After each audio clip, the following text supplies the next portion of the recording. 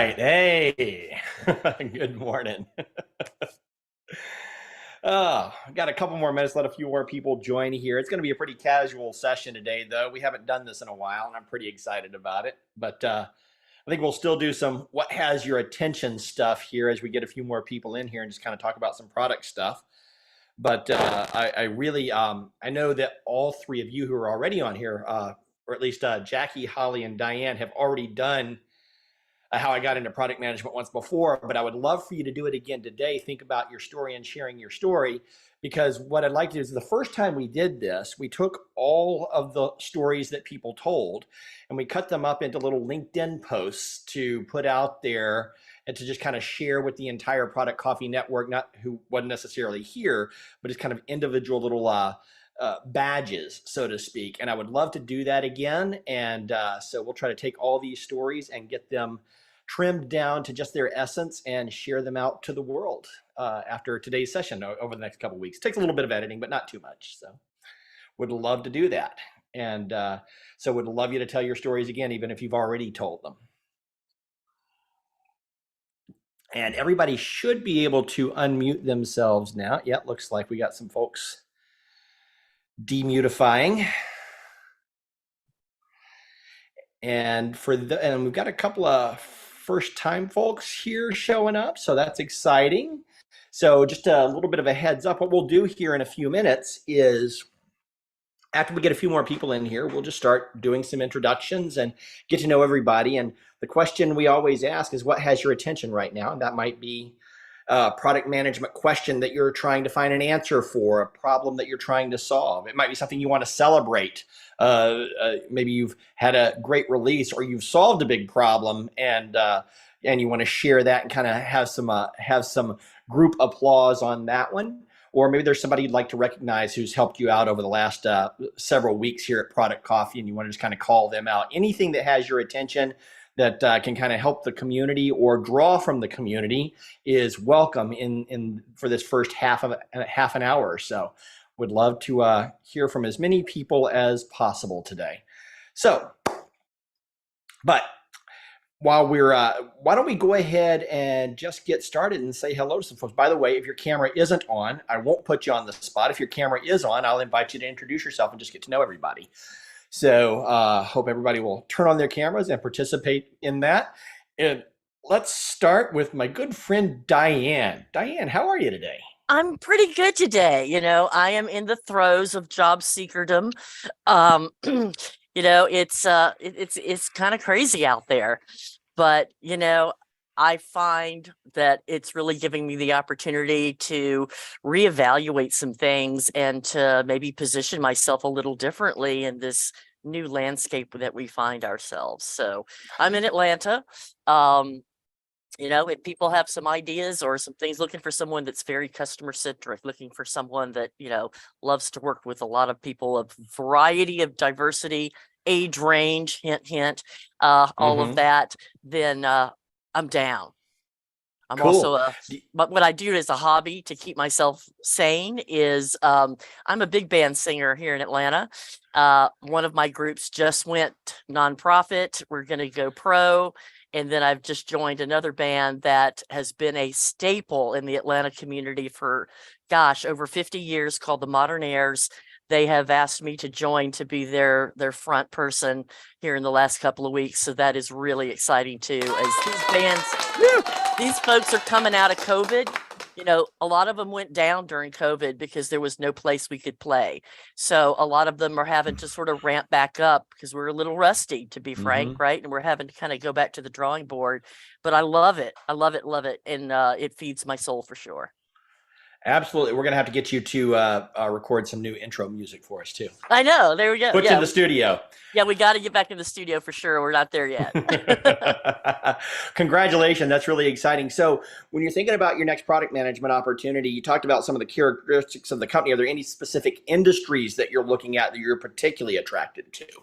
I am really interested in moving to the nonprofit sector.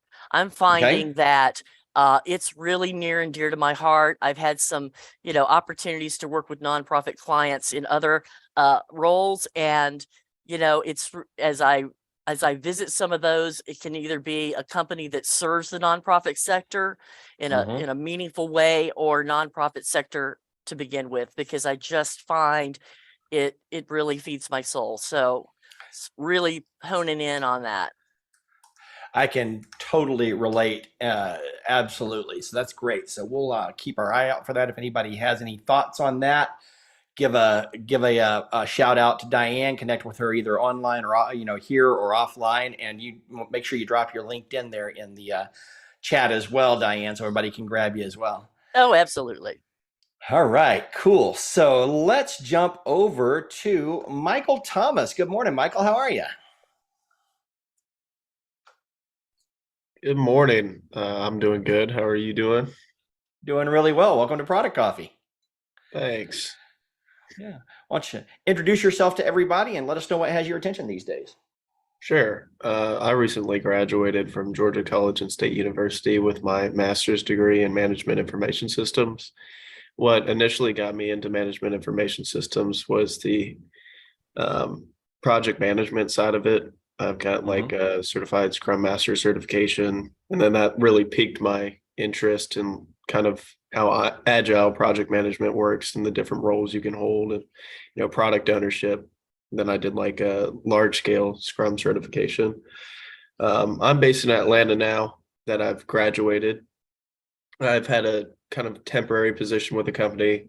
They wanted to I think they were transitioning me into a product owner role, but they wanted Mm-hmm. me to do an internship first, and I wasn't really looking for that kind of thing, having worked in IT roles for about 2 years now through college. Mm-hmm. Um, but yeah, just keeping my options open, and I can't remember who introduced me into this, but he I think was more involved at some point, but it was a conference at the school, and it was kind of like the IT advisory board, and he was one of the Mm-hmm. people, and I'll have to look up his name.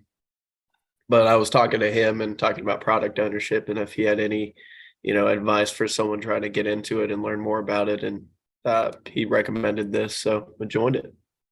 Very cool. Very cool. I'm glad you came to join us. Glad to have you here. Good to see you today, and hope it's a fun session for you. Thank you. So let's see here. Who are we gonna go to next? How about let's jump over to Marcus Adams. Good morning, Marcus. Good morning. How are you doing, Jason? Doing great. How are you? Good. Glad to Good to be see you on my again. first. Yeah, good to see you too. This is my first product coffee that Mhm. I've been at, so appreciate having me here. I know I've met several of you in person, but I've been in the IT world for 6 months now. I was in the automotive industry for close to 20 years before that. But we so I'm learning a lot right now. And so I want to learn about product management. My company Resolve It, we offer product management services. And so we do hire product managers. And so I'm on the sales side of that, not the necessarily delivery side. So I'm here Mhm. to try to learn as much as I can about the industry, about the positions. And so that's what I'm here for.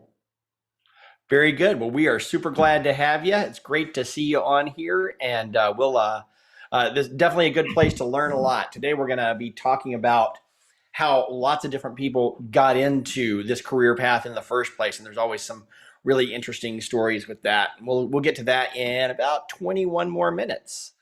But before we do that, let's jump to Holly Jewell. Hi, Holly. Find my layers of unmute that are always necessary. Hi, how are you today? Doing great. Morning. I commiserate with so many things you said, Diane. I was chuckling to myself. You were talking about, evaluating things. So I'm like, yeah, like how many cats do you really need? I mean, these are really important questions when you're, in the job market. Maybe if you support for your cats, you have different choices. But for those who don't know me, I've led product management teams for a very long time across fintech and commerce, and most recently at NCR, I was head of product for global sales operations. I am now on a choose your own adventure path. which is exciting. But I have the pride, the pain, the privilege, we'll ignore the first word, of being the first ever president at Product Camp Atlanta. So I'm super excited by that. And the middle word only happens when I fail to meet all my deliverables, which, happens more regularly than I like. But, hey, catch up is a thing, can do. And so that's really a tag into, we'll need all y'all's help. So Diane, Jackie, everyone else here, expect a ping at some point because it's coming very shortly to a world near you. And the first time we did Product Camp Atlanta was back in 2009, and I was in the market at the time as well. And just the work that I did through Product Camp Atlanta connected me to so many people that I ended up meeting John and Jeff over at Silver Pop, and that's how I got introduced to Silver Pop and ultimately hired there. And just kind of getting out there and doing the work in the community is just a great opportunity to connect with people all over in the product management community here in Atlanta and find those opportunities. Getting through the ATS systems these days is really hard. Having those connections in that network to leverage and to tap into and to talk to and to make personal introductions is what really matters. So. Totally agree. I will add, for anyone that is doing that a lot, I know there's several here, to your point with the ATS systems, I'm finding it's beyond even just the ATS systems. Anything where upload your resume, you really need to go back and look at what did it get out of your resume, because it's not Chat GPT apparently, because it's like, oh, I just took like the last job, or oh, I grabbed this one little piece, and then all of a sudden somebody's like, why is a payroll coordinator applying for this job? That's interesting. Right, you're not going to get the call back because it's not probably picking everything up. So go through it, make sure it has all your certifications and your experience and all that stuff. Would be a pro tip for me that I didn't realize at first that these things weren't doing really well. Cool. Thank you. Hey, Jackie Flake. Good morning. What has your attention today? Hi, guys. Hey, Jason.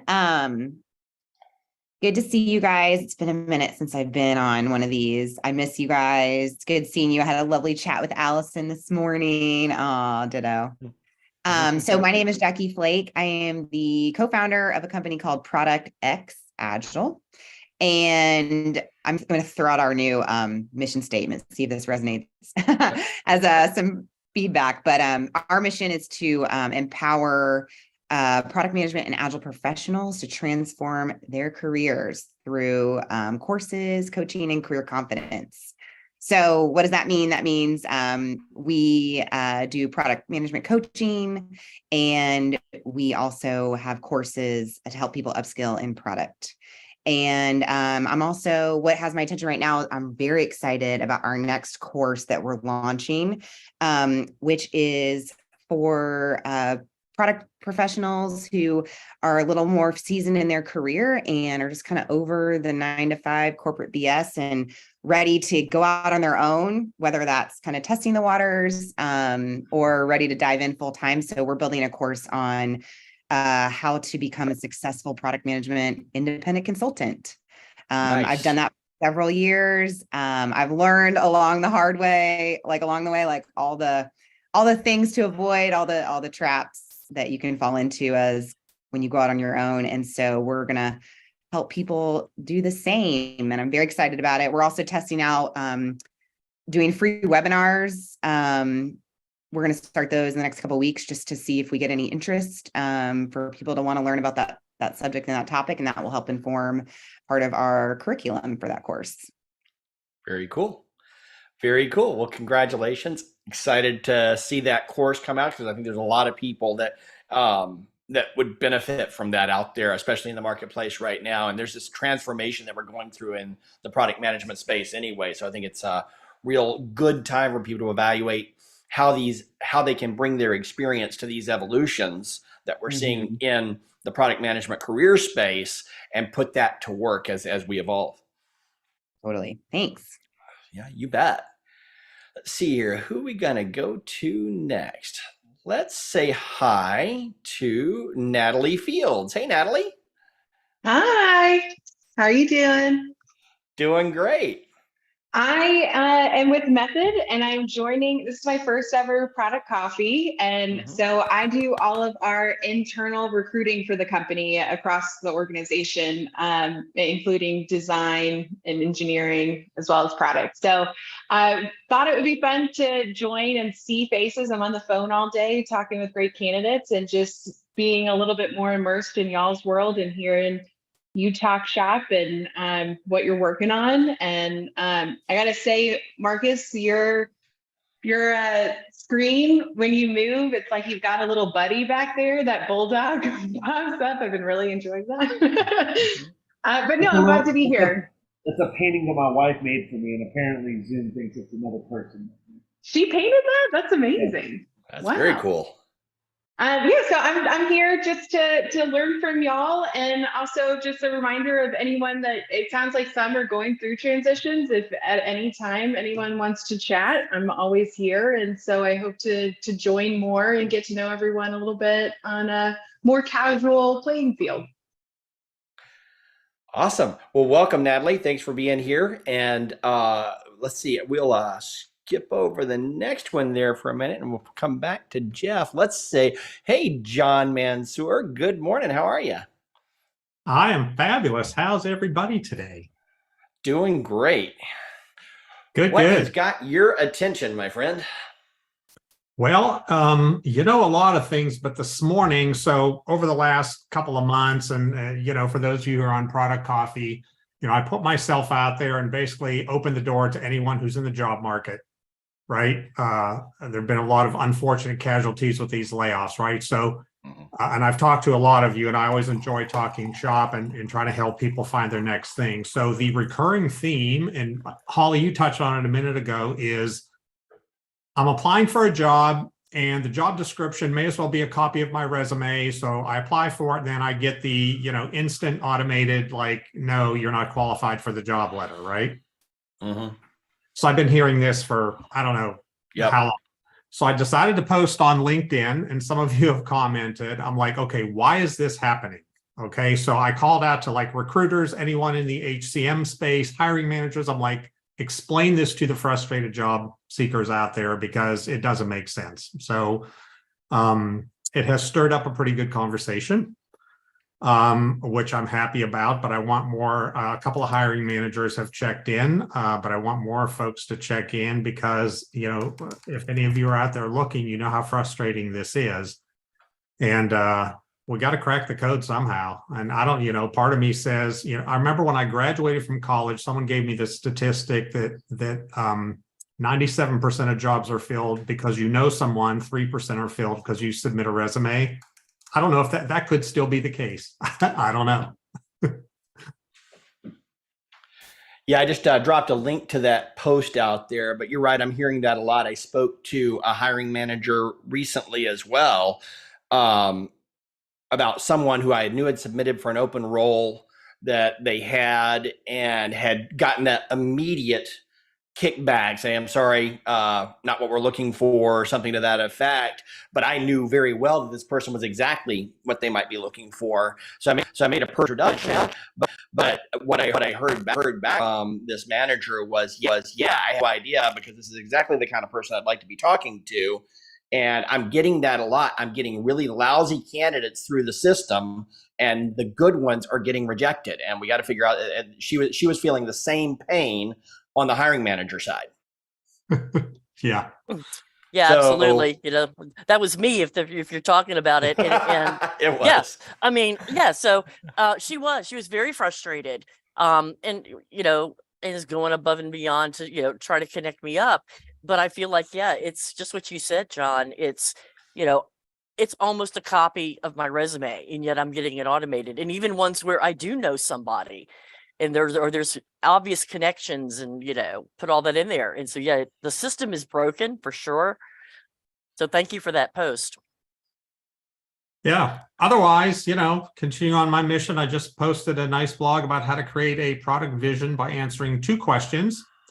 I'll post a link to that out there, and you'll get a great product vision that'll energize your stakeholders, get your North Star kind of all in one fell swoop. And ideally, it makes things a whole lot easier for all you product managers out there in terms of keeping everybody between the lines, because we all know this job is like herding squirrels. Excellent. Yep. It is indeed.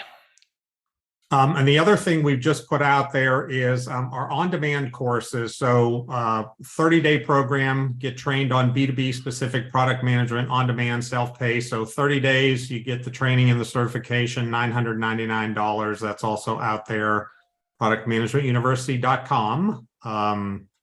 If you or anyone you know wants to take advantage of that. Awesome. Thank you, John. Let's see here. Who's next? Hey, Allison Herbert, our book club librarian. Say hello. Good morning. Happy Wednesday, everyone. This is a really exciting conversation this morning. I'm also actively seeking my next opportunity. And so it resonates a lot of these pain points that we've been talking about. As right out every day, I'm kind of experiencing different levels of this. I think I actually had an opportunity last year go to offer, and I actually went back through my conversations with them. And the first conversation was the thanks, but so I got rejected. And then however they navigated their conversation with the recruiter and whatnot, went through the whole interview process. And so it's that system has been broken for quite some time. And I think it's varying levels of, how are they using that process to evaluate, or, right now we've got a very crowded market with candidates. So if there's 1,400 resumes to look at, how are you chopping that down so you can see the relevant folks? Really, really interesting conversation here. Something that has my attention as it relates to job search is I've been doing some reflection about my career. I posted earlier this week about not having favorites in product coffee topics, but this session happens to be one of my favorites because I always think that you learn something new, even when you think there's nothing new to learn about how folks found their way to product itself. So I'm really doing some reflection, tracking my progress as a career switcher, and really looking forward to hearing the conversation today. Jason, you did plug me as a librarian. I did. Would you like a book club plug now, or would you like it later? Let's go for it. I don't have a slide for it today since we haven't got everything kind of put together. So why don't you go ahead and plug it? Sure. So I can certainly speak to that. If you're not familiar with Product Coffee, I see a few familiar faces, few new faces. We also offer book club that meets pretty regularly. We're on a little bit of a hiatus at the moment. We just wrapped our last book, Product Roadmaps Relaunched.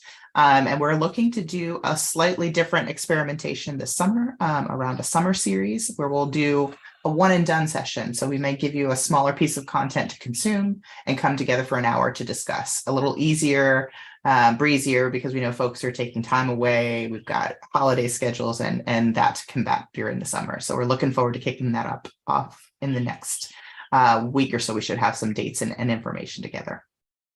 I was going to joke that we were out for summer break there, Allison. And I was like, but she's about to kick off summer school, so brace yourself, guys. Yeah, but it's a short, digestible topic that won't be too bad. Much more manageable. And if you've been curious about exploring book club, I think we'll have some more language around that for you guys in coming weeks. But the idea of being able to connect some really big topics to how you can learn and discuss and enrich your learning by talking through what you've read. Yeah. Cool. Yep.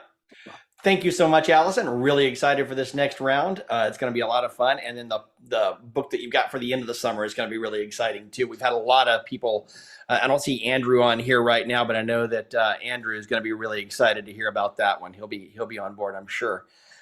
So let's see here. Who are we going to go to next? We've got just a few minutes left. Let's say hello to Hector. Hey, Hector, how are you? Hadn't seen you in a little while.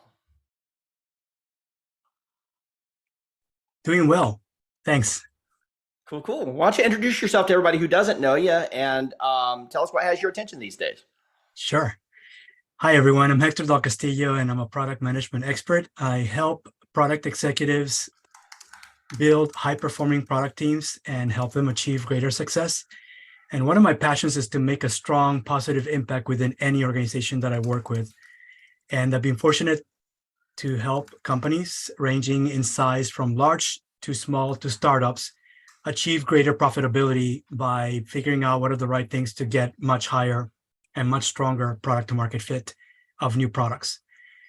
So if you know of anyone that may need some help, I mostly work with mid-market companies because I feel like, that I can make a great impact within a mid-market company and help them figure out how to get much better product to market fit. And one of the things that I'm working on right now, as I see a lot of people that I meet, a lot of product people that I meet, looking for jobs because they've been either recently laid off or been let go because of downsizing. And right now, through Product Camp DC and Bold PM, my company, we're forming job search support groups for product people. If you are in that boat where you have, right now we're focusing on launching our first group. By design, it's a small group, 4 to 6 people, no more than that. These are all peer job seekers, and there'll be moderated groups that agree to meet and look for the next opportunity together based on methods from this book called Never Search Alone, which I highly recommend. Brand new book that was published at the end of last year, and lots of job search councils being formed, but I'm kind of putting my own twist to this because I'm looking for product people with at least 7 years of experience looking for their next dream product role. So if you're interested, connect with me, and I can give you information as how to be matched into a group. And right now I'm looking for people with senior expertise in product, either product owners, product managers, anyone that works in product that has at least 7 years of experience working in a product related role. Very cool. Yeah. So that's exciting. Yeah, we've got a lot of people who have been saying great things about Never Search Alone, and I know quite a few people are here on job search councils. So I'm really interested to hear more about. Let's get together. I'd love to hear more about your unique twist on these job search councils. Yeah, I can tell you, I'm moderating a job search council right now through like the regular Never Search Alone methodology. And it's executive level because we're all executive level. So, and they match me with people all from West Coast. Literally, my group ended up having right coast, left coast people, and no one in between. So we're like, completely different schedules and trying to come up with just a time slot for us to meet on an ongoing basis. And that's what we're doing right now, is going through the process of just getting the kickoff meeting. But at the same time, I'm launching these groups, and I would like, for these groups to be really more Eastern time zone kind of people, but senior level. So 7 years or more of experience in product, and they're looking for the next product role. Cool. That's a group that we're forming right now immediately. Cool. I just shared my contact information. So if you're interested, connect with me on LinkedIn. Let me know that you are wanting to be matched, and I can send you more information about this. We're actually going to be running ongoing online orientation sessions that are only half-hour long to learn more about it. Spread the word. Very cool. Very cool. Well, thank you. Thanks for sharing that. And I know you've been doing a lot to help job seekers this year as well. So thanks for that as well, Hector. Really appreciate your contributions to the community, both in the DC area and everywhere. Yes. Let's see here. We got time for, I think, one more introduction. One more what has your attention. Let's say hi to Jerry Odenwelder. Jerry, good morning. Thought you had to have the camera on to be called. Oops. I just assumed not for you us, did. Jerry, not for us. Not cutting you any slack, Jerry. There's no escape. There's no escape, is there? Oh. No rest for the wicked either. Good morning, everyone, or good afternoon, wherever you happen to be in the world. What has my attention right now? Jason, ironically, I just learned a few minutes ago that there's been, let's just say I learned a few minutes ago about some changes that have my attention right now. I don't know that I'm allowed to talk about them publicly. Okay, that's fair, but it's definitely got your attention. I have been party to those types of changes many times in my career.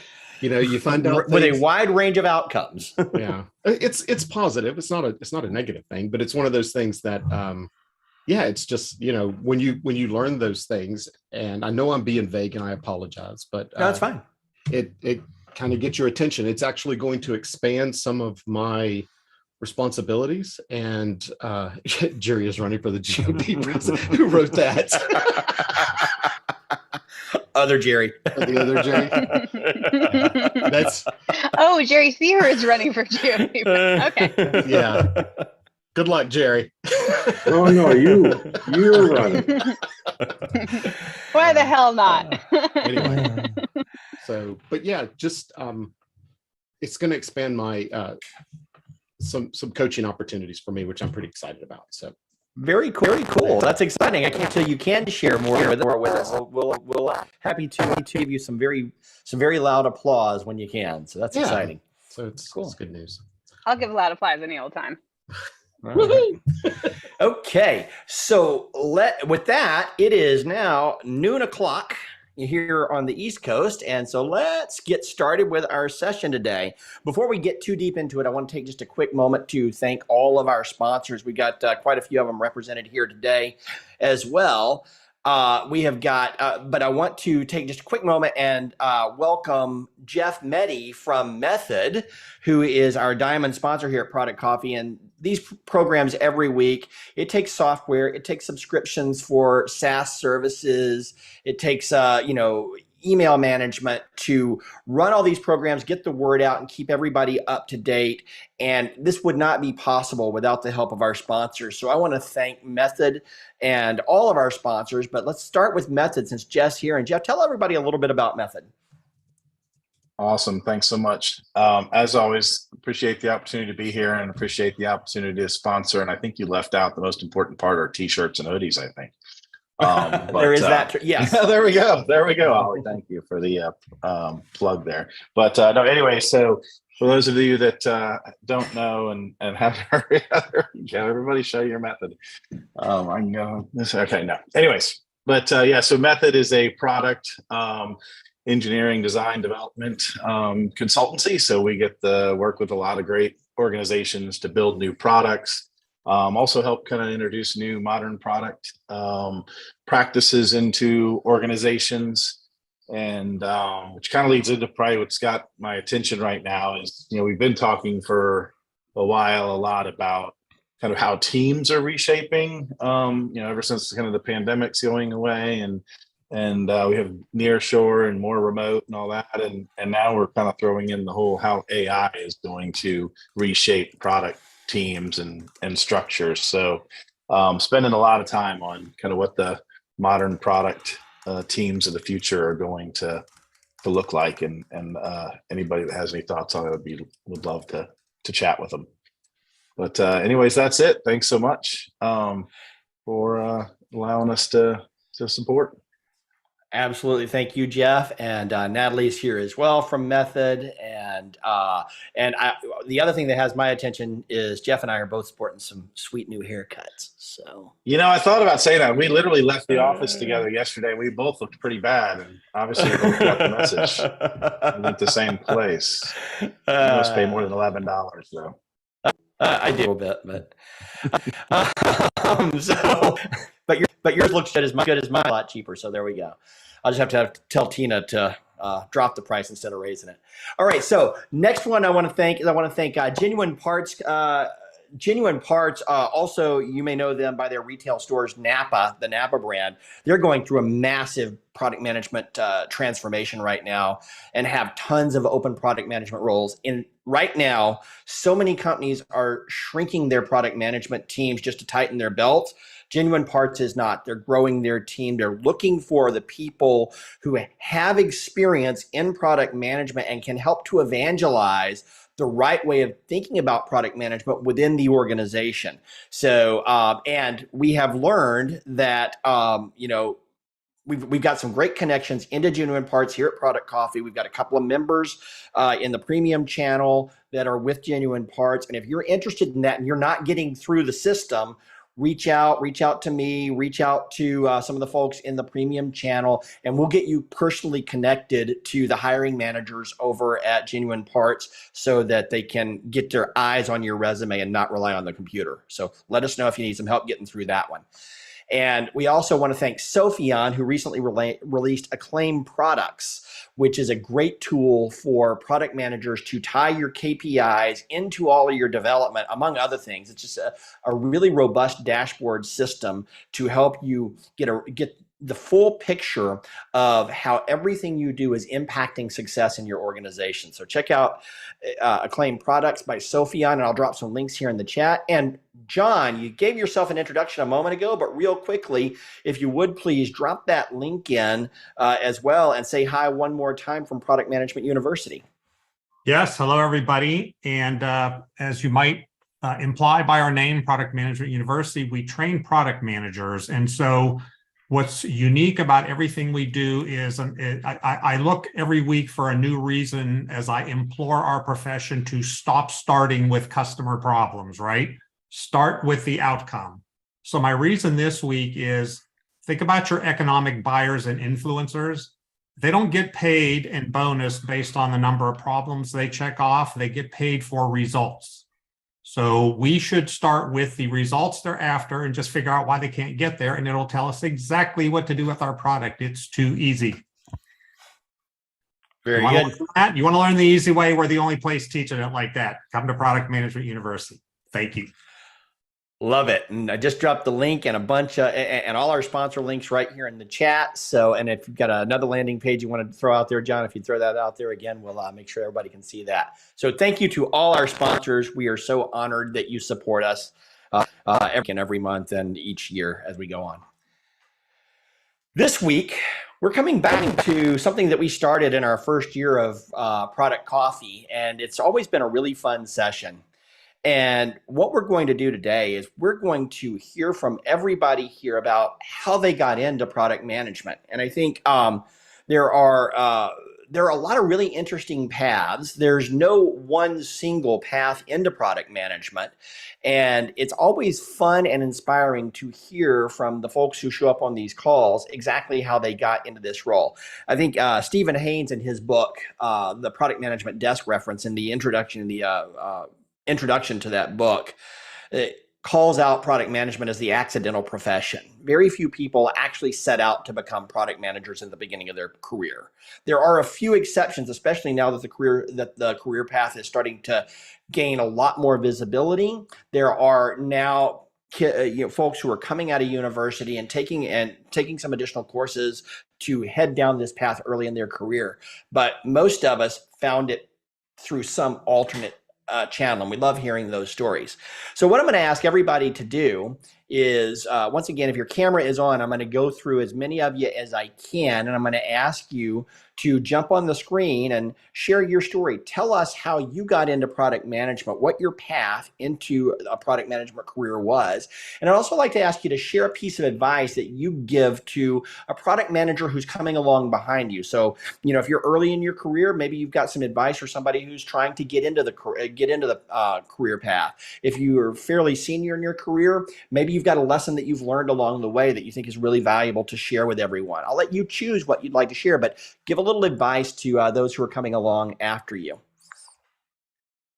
A couple of things that you might want to take a look at. Specifically, we have a notes document. If you go to productcoffee.com/notes, and some people are going to mention some books and maybe some interesting articles, but grab some notes. I need some help with this because we're going to go back after we're done with this session today. We're going to take these little vignettes and stories and we're going to turn them into a little video business card for you that you can share out on your network, talking about how you got into product management, your advice for product managers, just a little tiny thought leadership piece. So if some folks would jump over to productcoffee.com/notes and help me keep track of everybody and some of the key points in notes for their story, so that when we edit it later, it'll be a little bit easier to pull it all together. I would really appreciate your help on that. productcoffee.com/notes. It's a collaborative Google document. You can also drop your LinkedIn addresses in there and your contact information. You can save this document just by hitting the little star button in your own Google Drive. It'll save a link to it, and it will be out in perpetuity for you, or at least as long as Google's out there. Okay, so, but that being said, let's go ahead and get started. And if somebody wants to volunteer to go first, you can throw your hand up. Otherwise, I will just get started myself, and call some names here. And I would love to start with Tiago Broom. Good morning. How are you, my friend? Good. Back from the southern hemisphere with the worst cold of my life, but I'm back. I'm back from the woods, so all good. Yeah, my story with product management is it's a little weird, but it was kind of a natural path. So I was supposed to be a lawyer, and at least that's what my parents wanted for me. And so when I was starting my internship back home in Brazil, I fell in love with computers. So I went from law to computing science. Like I took a nosedive and started like learning to code and do like network administration, fixing printers, you name it. But as for my training is in business. So I'm a BBA. So I attended business school, and I was attending business school, taking my development certifications, and I was an engineer. So I would work as an engineer, but always the business side of things, the whys would come up, and people that knows me for a longer time knows that I tell everybody that I was a lousy developer who couldn't keep his mouth shut, and that's really who I was. I was a guy who always be asking, "Why are we doing this? Why do we need this? What are the goals of this change? How are we going to impact the user? Are we going to help them?" And I think this set me on a path to get outside of the engineering side of the house and really get more into solutions architecture, program management, and then finally this so-called product management thing. And started as a lead business analyst, primarily looking for solutions, and then suddenly I saw myself chasing problems and not becoming a problem solver, but really becoming a problem finder, right? And that's what I've been doing for a decade now, and still learning the craft, honing my craft, right? So that's where I am. Like sometimes I look back and like, why didn't I just kept writing code and not having to worry about profitability, about the business goals, the strategy? Just get a piece of functionality, drop some lines of code there, and call it a day, right? But at the end of the day, I think it's a little bit of like a calling, right? A mission. If you like talking to people, if you like interacting with people, and if you enjoy feeling challenged by ambiguity and problems, like this is really the place to be. However, what I've been seeing and in the last few years, I think there's a whole hype around product management. Suddenly, everybody wants to become a product manager.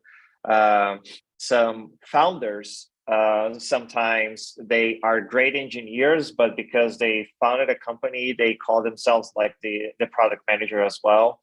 And so you see a lot of these a lot of these people are using product management right now, and getting enticed by the role, but because of the Silicon Valley area, right? It's being seen as something like, oh, if you become a product manager, you're going to make a lot of money, right? So I think that my advice for people who are trying to break into product management is more of a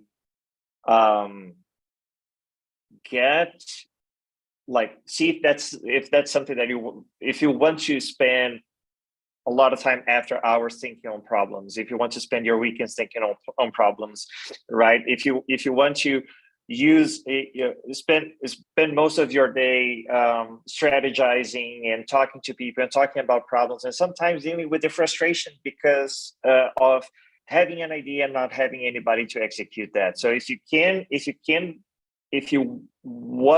you see yourself in this roller coaster every day, definitely join the gang, right?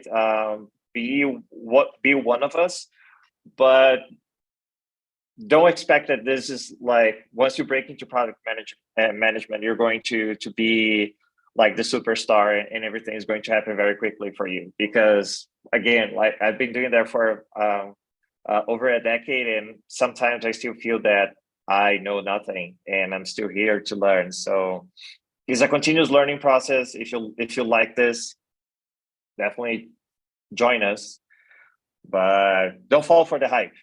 I think that was a long-winded way of saying don't fall for the hype, right? Because it's not as rosy as you think it is.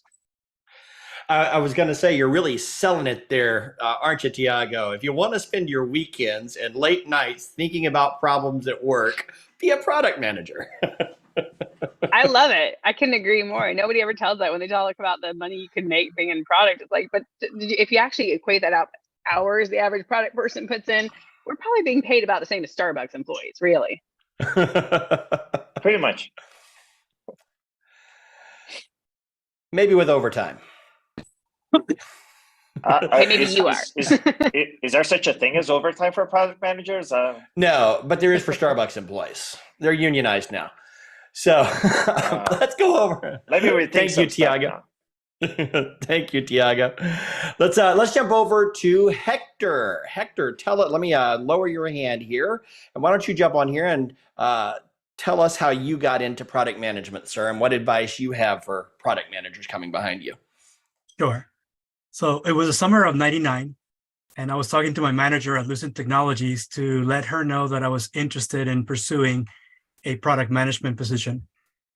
I had been in research and development, design and development for a few decades prior to that, rising, and at the time I was a senior systems engineer within the 5ESS business unit, which was at the time a multi-billion-dollar global operation. And Lucent, it was at Lucent that I learned about product management and product marketing, because all of these functions existed at AT&T, and I had come into Lucent 2 years after they had been broken up from AT&T, and AT&T remained the service provider while Lucent was the equipment vendor for not just AT&T networks, but all the tier 1 and tier 2 and tier 3 telcos around the world. It was a global business from the very beginning. What attracted me to Lucent Technologies at the very beginning, because I was really into technology and a lot of R&D work, was the fact that Lucent Technologies had kept Bell Labs as one of its self-standing business units. And prior to that, I had worked at other federally funded R&D labs like Lawrence Livermore and Jet Propulsion Laboratory for NASA. So that was into really that type of work. I'm an explorer by nature. I'm always curious. I'm very innovative. And just all this building of new technologies just came natural to me, because I like to be at the forefront of things. That's just the way that I'm built. So it was here at Lucent that they had, at some point you had to choose between remaining a subject matter expert, technical subject matter expert, which means you get into architecture and just a lot of technology development stuff, that things that may or may not never come into market. I was really interested in really the applied research. And so I really wanted to get more into product. So I expressed my interest in actually shifting into a product role within Lucent. And at the time, they had already put in place these hiring freezes because Lucent was not doing so well at that time. And it was there that I found that they had been doing a lot of acquisitions. And one of the acquisitions they had made recently was a small company in Maryland, the DC metro area, that was just very promising. So promising that it was just a $50 million operation at the time. And Lucent, up in its wisdom, acquired it for $1 billion in cash. And I was going like, wow, there must be a reason why they overpaid for this company. I would love to be a product manager at this company. So I very quickly introduced myself to the people. I was in Naperville, Illinois at the time, working for Lucent outside Chicago, and ended up interviewing. And I was told very early on, well, we're in a hiring freeze because right now we're still being integrated into a larger mothership that is Lucent. And they're put us on a hiring freeze for another year or so. So I told them I would stay in touch. About a year and a half later, I got a call from the same person that I had reached out to, and I was still working at Lucent at the time. Ended up doing an interview, and then I got hired. And so I ended up moving from Illinois to the DC metro area where I'm at, and started as a product manager at this company that was really a startup within a much larger company.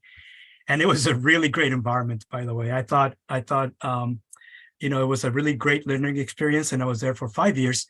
And then eventually they shut us down, and I loved product so much that I just been in product, and I've been now in product management for over 20 years.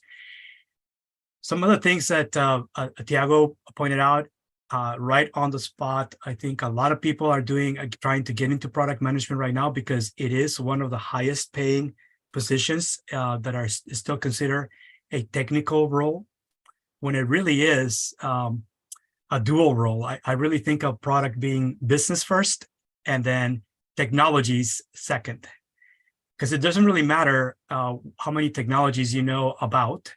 What really matters is that you have a successful business model, and that means that you have to have high product to market fit no matter what technologies you're building into your product. And the challenge about product management is that you have to continue to be not only an excellent communicator and always be curious and always be willing to learn something new, because there's always something new to learn. But you also have to be highly adaptable and have great leadership skills, because product management is really, number one, about leading and effectively leading not just people, but teams as well. And to do that effectively, an exceptional product manager has to have deep knowledge about the market, deep knowledge about the industry that the company is playing in, deep knowledge about the business and the business model that the company has, along with its competitors, and then deep knowledge about the data that you're collecting about not just your customers, but everyone in the building as well, including your suppliers and collaborators. And saying that, it's simple, but it is extremely challenging to actually do all of those things. And actually, in many organizations, you actually need teams of people to actually be allocated to across all four of these things. What I see the biggest fallacy of most people that are in product when they're coming from a technical background like myself is we have a tendency to always focus on the hard skills, new technologies, hard skills, certifications, certificates. And while that's great, the future of work and future-proofing your career today means that you have to also build your power skills. Used to be called soft skills. Now PMI, Project Management Institute, is calling that the power skills, because that's how any manager today, regardless of what your background is or what industry you're in, that's what they're saying. Most companies will need people who are highly adaptable and ready, willing, and able to lead teams from small to large teams that can quickly adapt to whatever the market needs. And that change is coming so fast that you're going to have to implement change upon change. And you have to work on not only making yourself more adaptable, but building resilient teams that are members that are more adaptable. And that is all power skills. No technology. It's all about leading people and understanding their needs, their desires, their challenges, and being able to be compassionate, but also ensure that they're fully engaged. So that's my take on this. All right. Very, very good. Thank you. Heck, I appreciate that. It's a great one. And let's see here. Who's next? Let's go to Holly Jewell. Holly, why don't you tell us your story? You've got a good one too. Hey guys, how are you?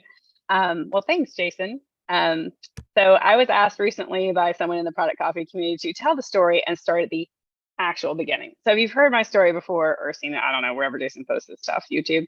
I start at what I consider my professional career kickoff. But one day Diane's heard me say this. I'm gonna write my memoirs, and I'm literally gonna name that book. Y'all ain't gonna believe this. Starts with an S. Because I have had many lives, and the many lives that led me into product management actually start once upon a time. I was a little girl who had a violin. Fast forward to I actually went to school to be a concert violinist, much like Jason's son is doing with the piano, and I'm so proud and happy, and it makes my heart so warm. Though I wouldn't imagine dragging a piano up the staircase. But so how I got into product management, I can really sum it up very short and say I fell down a staircase. True story. So I fell down a staircase holding a violin older than America, and the violin survived. Everyone can breathe a sigh of relief.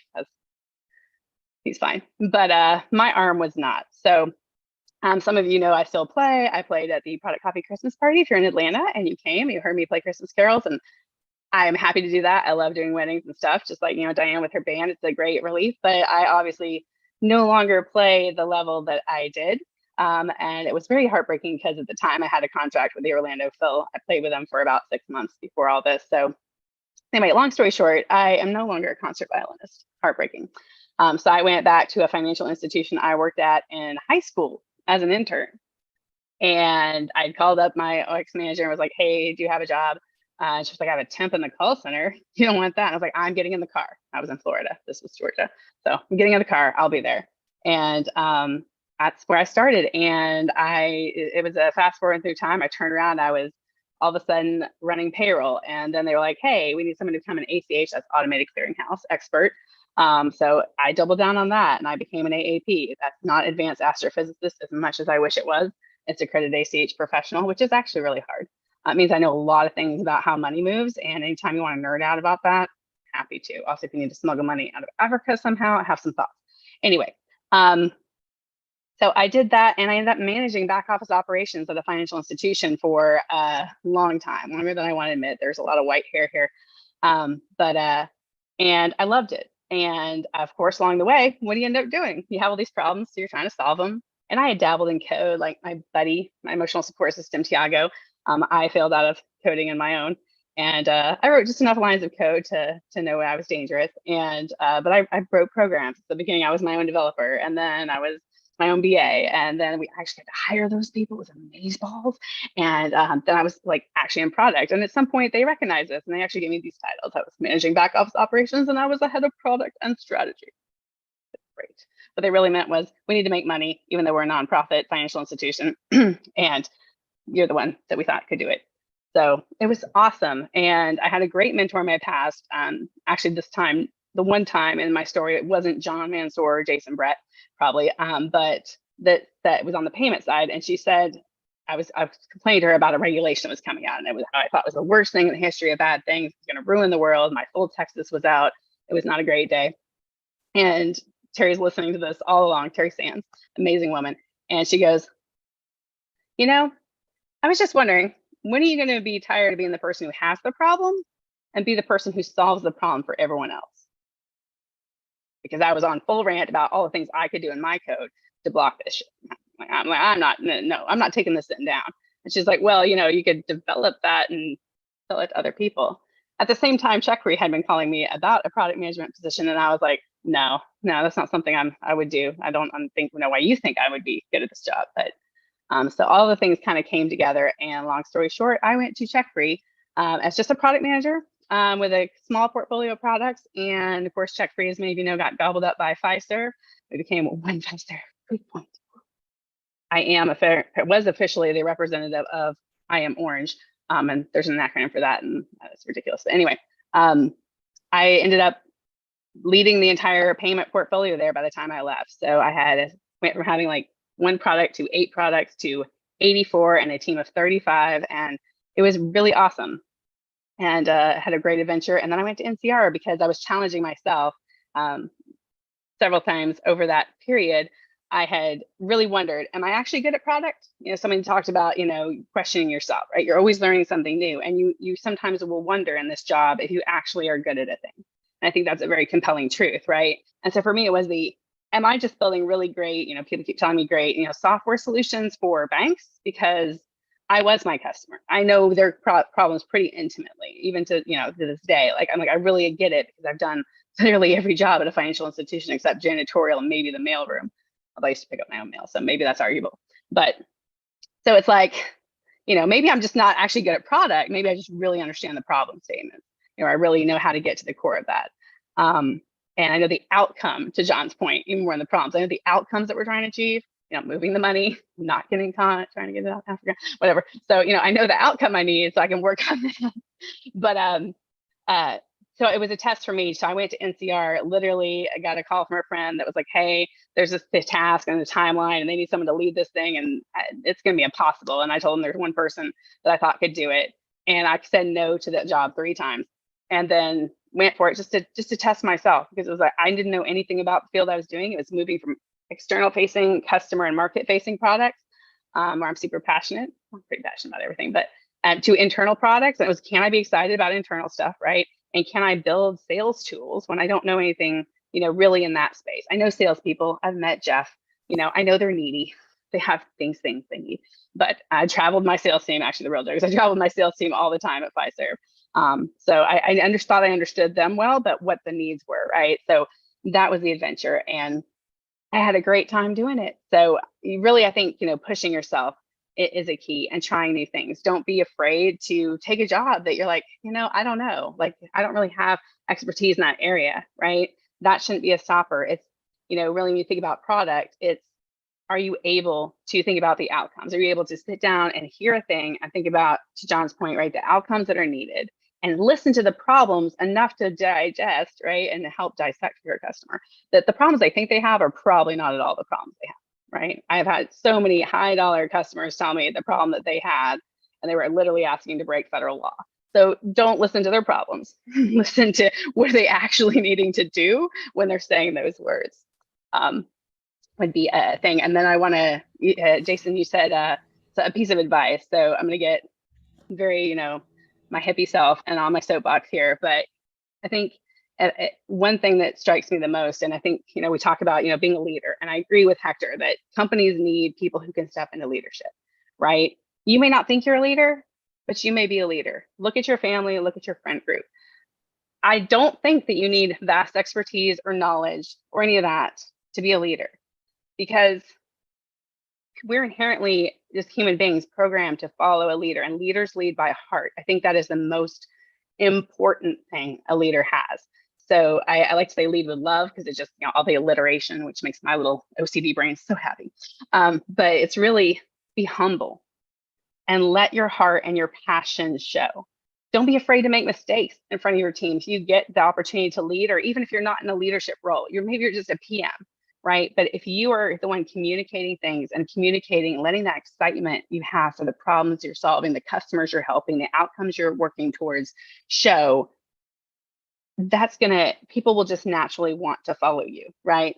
And I say humility because I don't ever, approach this. The more senior I've gotten, the higher up I've gotten, the more important I think it is to not be like, wait, so in the chat, I said like, because I said so, because my father said that, right? I had the opportunity to say that as the portfolio leader at Fiserv for all of payments, like a huge segment of the business. I got to tell like other VPs that kind of stuff, right? Like step off, this is my show. But don't fall into that trap, right? Use your heart, use your passion to get people to come alongside you, because when people think they're in on that decision, right? It's co-shared, and then they have the excitement, they have the passion, and they will do anything for you, even if that's stay up all weekend to write code because we're not going to make a deadline. Versus if you say, I need you to work all weekend because I'm the boss and I said so, maybe not going to work out so well, right? And when I say be humble, I'll just attack on one little part, and I'm sorry, I'm going to hand over the ball, Jason, I promise, but don't be afraid to be wrong. That's my big aha out of my, I'm going to say the number now, over 20 years in this. Don't be afraid to be wrong. I think in product it's so easy. It's so easy to be afraid of being right. And I have been guilty of this trap too many times where I let greatness stand in the way of good enough or just getting something done, right? Even things I'm personally trying to do. I would like to write more, but I'm like, oh my God, what if it's not perfect? Can never publish this, right? And then there's Tiago just cracking up blocks, which his are perfect. That's not the point. But just saying, like you can work and work and work and work to be Charles Dickens, or you can just put something out there and maybe it helps somebody, right? So regardless of what it is, don't be afraid to be wrong. And the best thing you can do if you're leading a team is let them see that. Own the mistake. Like, don't try to create a mistake. I'm not saying go create a mistake just so you can just show it off. But if you're wrong, or even if you shared a set of thought, like call it out. Like, I think I was thinking about this wrong, guys. Like, actually, right? Whether it's in a product coffee meeting or whatever, like just hey, I think I've pivoted. Actually, I'm not sure I was thinking about this right. Because just saying those words as human beings triggers us, right? We're now going to want to align with that person. We want to commiserate with them. We're like, oh no, it's okay, right? It's all awesome. We're all human beings, whatever, right? Like you're just, whether it's somebody at the grocery store that apologizes for dropping a tomato, right? We're instantly like, oh, it's okay as long as they say that. If they act like it's your fault that they dropped the tomato, then you're like, the words in your head just shouldn't be repeated on the internet, right? Like, so just that's my tip. Lead with love, let your heart show, be humble, own your mistakes, because that builds so much trust and just love within your team. And then you can do anything. And part of that, sorry, one last thought is back to that I said that I don't think you have to be an expert, and that's why. Because one, you can surround yourself with the experts, and two, for me, when I moved into that whole new field, right, doing something I'd never done before, I walked in and people literally asked me, like, why should we trust you? You don't know anything. You just said you don't know anything about CPQ. Why are you in charge of this? I'm like, well, I don't. But people in this room do. So I'm here to help us make sure that we listen to that and we understand what the outcomes are we're trying to accomplish and that we get there. And when I said it that way, I instantly had buy-in from a team that didn't know me from Adam, but were like, well, we got to trust her because she's willing to admit what she doesn't know. And that just, I don't even think that was a thought, it was a heart thing for them. That resonated. So. Awesome. Thank you. I love the alliteration theme. There's quite a bit of commentary around here as well, and a lot of people taking quotes away from what you said. So thanks, Holly. Lead with love and don't be afraid to be wrong. Let's jump over to Diane Bowman. Diane, why don't you tell us your story and give a little advice too? Yeah, absolutely. So yeah, I also do not have a background in tech, and I've had this opportunity as I've been looking and through the job council that was mentioned earlier, I'm part of that, to really be reflective. And, I have found that the thing that I used to sort of hide in the background, and I might mention it, was my background in the arts, but now it's just the thing that I celebrate because it's what makes me unique. It's what makes me interesting. It's what gives me this really wide perspective because I've been through various careers in my life to really bring that to the table. So yeah, I started out as a product. I was a stage actor. That was my major. I went on to New York, worked in New York for about 8 years, and you are the product. So you're constantly having to sell yourself and get jobs. And in the meantime, you do what's called survival jobs, right? A lot of people become waiters and waitresses. I could drop soup on anybody. So that was not my thing, but I was really good sort of on the business side. So during that time frame, I had the great opportunity to get exposed to so many different businesses. And I took that opportunity to learn while I was there. Sure, I was just there for, a contract short time, but it was everything from I worked supporting 4 attorneys at the New York Times. I worked for MTV. I was on the front desk of the Waldorf Astoria for a couple of years, in which Coach Leather. I mean, it was like big companies. And this was during a time, because I'm not going to give you the dates, when, people were just really leveraging IT and computers. And I just taught myself. I had no background in that. Jumped in, taught myself how to do all these things, and then took that to the next level at the next job that I had. And my ability to pivot, my ability to jump in and just, okay, what can I learn while I'm here, has something that has stayed with me. So it was honed during that time. And now it's just become like just one of my skills is, yep, I'm going to jump in. I want to understand what's going on. I want to bring my perspective to it. And so the interesting thing was, after being an actor for a while, I really wanted to do more. And there was a bit of a downturn on Broadway where there were a lot of people that were very seasoned that were out of work. And so some of us that were new and aspiring were having a hard time getting in. And I had empathy for those people because I was in the same boat. So I ended up founding my own company called the Artist Colony, which was actually an artist collective, a nonprofit that not only brought in on-stage performers, but backstage and writers. We had playwrights, we had set designers, we had, actors, we had teachers, we had musicians, because it is such a collective art form, which, as you may have guessed, this is a lot of what you have when you're managing a team, right? You want to have all those different perspectives. You have to listen to each other. There is no single stage performance that goes on without the collaboration of the tech and the front end people, right?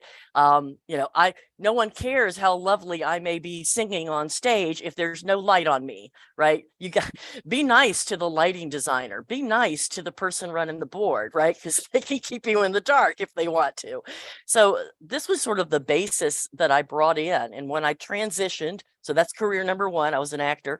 When I transitioned into corp for the first time, it was certainly out of necessity of just, okay, I got to make a little bit more money because the arts just doesn't pay what I need as I was starting a family. So I ended up in technical writing, and just sort of landed in the middle of the .com boom. I was with bellsouth.net, which was the startup kind of version of building the internet for the Southeast out of Bell South proper. And I was one of the first 100 people within that group. Knew nothing when I got there about internet, IT, network services, but I learned. And over my time there, not only did I read and understand and learn from the technical documentation and diagrams I was drawing, but I got really interested in the infrastructure, ended up becoming not only a manager of documentation and training there, and built a team to support the business for that, but also then becoming an infrastructure project manager because I had such good relationships across system operations, network operations, to be able to get some of those operational problems solved. So that's where my tech began. And then one day, a friend of mine reached out and said, you've been doing all these different roles in different places. I think product might be a good fit for you. And that's where I first met Jason at Silverpop. Is I came in as a product analyst, and it was like, you see the sun. This was a job that allowed me to take all of these skills that I'd built up, all of this perspective that I'd built up, and roll it into one role. So it was really exciting for me to see the parallels between stagecraft and pivoting and listening, and how it applied to this product management thing that, this is good. Hey, I can make pretty good money at doing it. Got involved in learning the agile methodologies and agile processes, and that just spoke to me because it was very much aligned with just the way I always thought of being able to pivot, being able to listen, being able to adjust when you need to. I mean, that is what improvisation is. Somebody feeds you a line, feeds you something, you got to be in the moment, you got to be in the present, otherwise it doesn't work to connect those dots. So it suddenly became a great opportunity for me to bring all of that together into one role.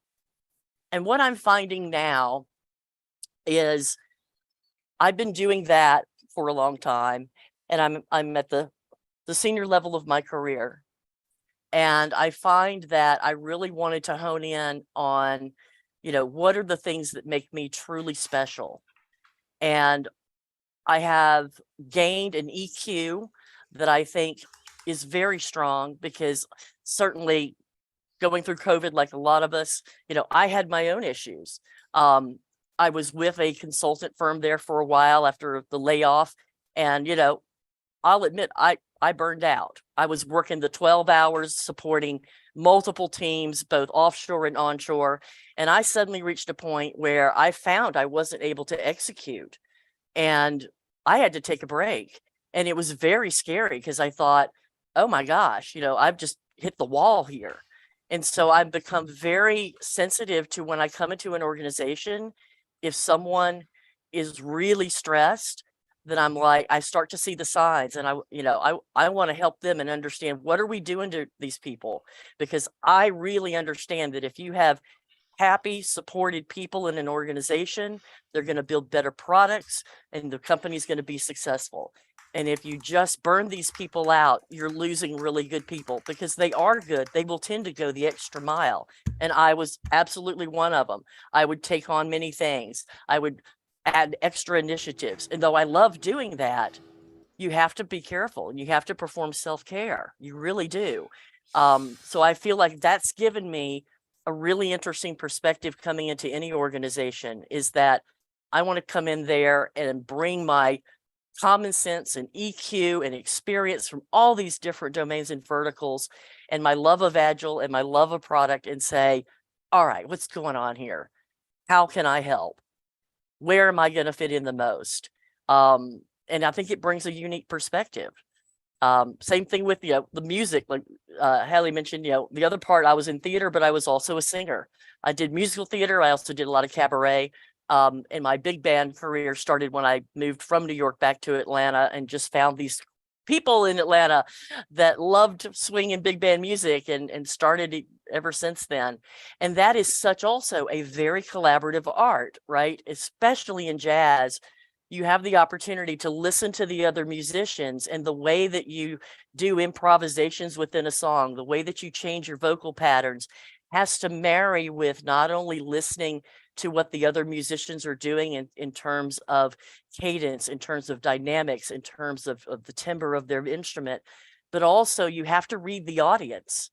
And do they want you to hit it really hard? Do they want you to back it down? How do you build a song? All of that is just part of my natural training and natural ability. And I think it translates really well to how you're developing a product, right? You're going to validate, oh, did that resonate with my customers or not? Sweet, let's go in that direction, right? So my advice to anybody coming in is, be willing to listen, build those relationships. I have found that even in this job search, this is the first time I've been in this time frame of still looking ever in my career. I was somebody that either went job to job, or it took me less than 6 weeks to land a new role. This is longer, and it's a little scary, but I'm also like, yeah, but this is giving you time to really hone in. So think about the fit, think about what really moves you, so you find a job in the right place in the right time that is right for you. And as Hallie said, be willing to come in with an open mind and listen, and then see how you can fit in and help. Excellent. Thank you, Diane. Oh, that and Hallie. You shouldn't listen to anything Hallie says. One of these days, we're going to get Diane singing on Product Coffee. We will figure it out. Absolutely. We will. All right. And we're going to have Tiago play guitar and Holly play violin. It'll be great. We'll get Nico up here to jam on some keyboards. It'll just be awesome. That's a Product Coffee band. We got a whole band. You just got there we go. Coffee band. I think we should branch out to have the band section as well. So good idea. Absolutely. Product let's go jam. grab. I love it. Love it. Okay, so let's see here. Next up, we're gonna jump. Oh, I think we got time for a couple more, and maybe 3 or 4 if they're short ones. Jerry Odenwelder, bring it on, buddy. Tell us how you got into product management and what advice you would pass on to product managers. Yeah, I always enjoy hearing other people's stories way more than I enjoy telling my own. So I just want to say thanks to everybody who's gone before me, because those were awesome. I like Thiago and Hector, and started my career as a developer. It was a long, winding. I came out of high school not really knowing what I wanted to do. I knew I liked electronics. I knew I liked computers. Long, winding road got me into development, and spent several years there. And it was at Borland. Borland used to be located right around Perimeter Mall, close to where you were, Jason, at Silver Pop. I was there and I was having the annual review with my manager, and I told him, I'm like, I really want to do something bigger. I want to solve bigger problems. I'm tired of, the stuff I'm doing. I want to do something else. And so he pointed me in the direction of technical leadership. And so we had a new team coming in, a new product coming into the office, and he let me lead that team. And it was really cool because I knew nothing about it. So he told me later that he had intentionally done that, because he said, if I let you lead a team where you knew something about it, you'd be more apt to get in there and muck with things. But because you were leading a team that you knew nothing about, you had to lead. You could not rely on your own skills, which was brilliant, painful at the time, but brilliant. And then Borland decided to let go of everybody in the Atlanta office. Basically, they looked at their entire organization. They needed to save some money. They drew a big circle around Atlanta and said, that's the office we can kill, and we will have the money we need, and we'll just send all of those products somewhere else. So, so I worked with them to transition my products off, and I reached out to a former manager and asked him for advice on what to do next, because now here I was in this early stage engineering leadership position and wasn't really sure what I wanted to do. And he pointed out to me that the thing that he had always enjoyed about me when he worked with me before was the fact that I was the developer that always wanted to go and talk to the customers. I was the developer who wanted to make sure that what we were building was in line with what the customers wanted. Jackie, I see your hands going up. But I was that developer. Like I did not want to sit in my cube and just do what I was told and take the next Jira ticket and close it out. I really wanted to dig in and understand more about what the customer's needs were. And he's like, you would probably do much better in product management. And I have a job. I know somebody who's looking, and it's an entry-level position. And so he introduced me to the team at Version 1. And for those of you who don't know Version 1, it's now digital.ai. It's part of a bigger suite of products. But at the time, it was a startup, and I was employee number 13 or 14, depending on how you count. And that's a different story. And so I joined that team as their platform product manager. And we were so new that I had to pull double duty. I was the platform product manager, building integrations and enhancing the APIs, but I also had to go and do field service work, which kind of for me was kind of cool because I was always out in front of customers anyway. And so I could talk to them about stuff on the side as part of doing whatever I was on site to do. And so that sort of, it just sort of grew from there. As part of being the platform product manager, I identified this need that reporting was the biggest thing people were doing out of our platform. And from that, I had the opportunity to launch the data reporting and analytics solutions that Version 1 had. And then slowly, just as growth of product knowledge, eventually became way more involved in strategy and in product direction and stuff like that. And finally, like many folks have talked about, kind of got burned out and made a jump from there to Honeywell briefly, and then realized that, I've really enjoyed some of the consultative aspects of what I was doing at version 1. And so moved back into product coaching at C Prime. So it's been a long, strange journey. And the fascinating thing in where I am now is when I talk to product managers, I find out all of these wonderful stories about where people have come from to get into product management.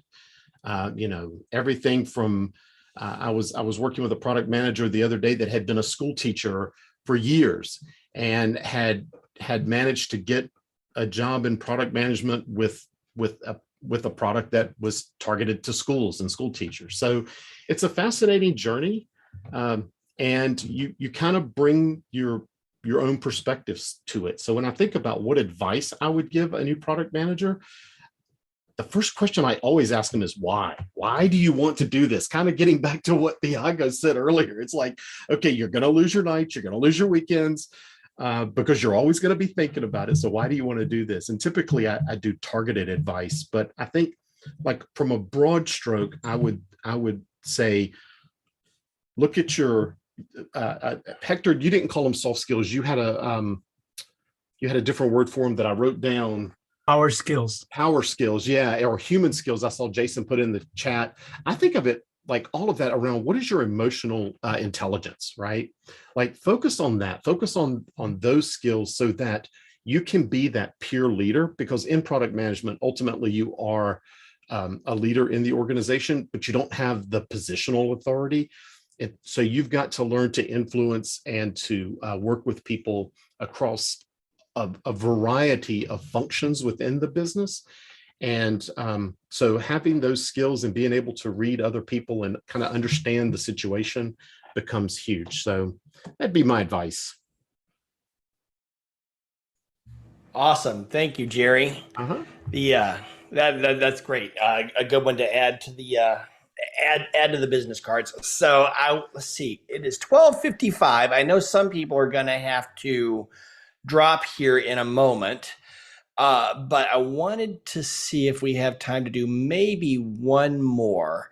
And if we can keep it to about 4 or 5 minutes, Jackie, do you want to jump in and do yours real quick? Sure. Hi. I'll keep this short. Just like the rest of you, I did not plan to go into product, fell into it. My goal was to go into advertising, and I did print newspaper advertising after college for the Chicago Tribune. I don't even know what print advertising looks like anymore. And then I got a job at a startup here in Atlanta called Vitru, and they were building really cool Facebook and Twitter products. And I didn't know what I was doing, but I just like figured it out, made a lot of mistakes. Ultimately hopped around the Atlanta startup scene, building products, different industries, different verticals, different domains. So I highly believe you don't have to have experience in a domain to succeed in product, as long as you're leveraging product best practices and techniques. And then I started getting laid off for reasons outside of my control. And I got sick of it, frankly. And I decided to take my career into my own hands. And about 7 years ago, I went out on my own and launched my consulting business. And now I help people find jobs in product and technology. I coach product leaders, I coach product teams, and I train people through courses and coaching. And it's been an awesome journey. Very good. So what advice would you give to folks coming behind you in product management? Yeah, I would just say don't limit yourself, right, to a specific domain or industry. If you're a fintech person, go for marketing automation. Who cares? And then also don't limit yourself to not applying for roles that are titled technical. Like, you're not supposed to be technical in product. It's okay if you're not, that's what devs are for. So don't be afraid to apply for technical product manager roles. Just partner with a developer that, supports you and doesn't make you feel stupid for asking questions. That's how I've kind of survived in my product career. Very good. Absolutely. And hey, Jason. Yes. Just real quick on Jackie's point, because that's huge. Coming from a technical background, that was my hardest thing to overcome was not asking technical questions. And Mm. so like, if you can like resist that, especially if you come from a non-technical background to asking those technical questions, then so true. Thank you, Jackie. Yeah, thanks, Jerry. 100%, Jerry and Jackie. I would just tag into that too. It's the worst thing you can ever do is try to speak, especially if you hire someone who has written code, suddenly start speaking like someone who writes code or questioning their assessment of effort because you're like, well, it wouldn't take me that long. And it's like, but there's a reason I don't do this every day. So Yep. stay in your lane, Holly. Stay in your lane. Yep. You know, and one of the corollaries to that advice, Jackie, is as I think back to some of the best product people that I've worked with along the way in my career, is they were always open to questions and never made anybody feel bad for asking questions that seem obvious to them. So, you know, I joke, I love to joke and say there are no stupid questions, only stupid people asking questions, but that's not really what I believe. It's just a funny thing to say. The reality is welcome questions from everyone around you and help everybody raise their own knowledge. Yes. So thank you so much, everybody, for joining us today. And hope you have a great week. We are working on our June series, so we'll have some announcements about that very shortly. Watch your email box. If you're in Product Coffee Premium, watch the Slack channel. Announcements are coming. We'll talk to you soon. Have a great week, everybody. Have a great week. Bye.